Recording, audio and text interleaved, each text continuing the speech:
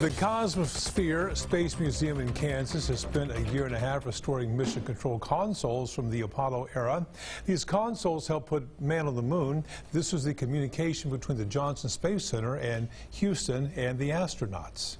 These were the consoles that helped us put man on the moon. This was the communication between Johnson Space Center and the astronauts. Communication that included information about the rocket's engines, conditions of the astronauts, and more.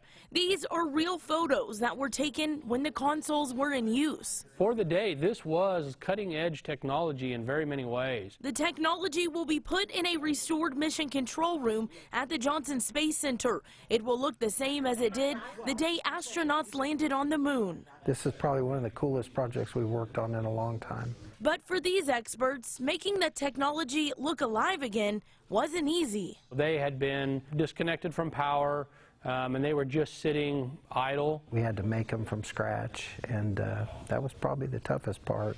While a little piece of Hutchinson is making history, they're hoping the people who see their work will realize how historic and special it is. Just the pride we felt back then, especially within how many people it took to do what we did. It's pretty overwhelming.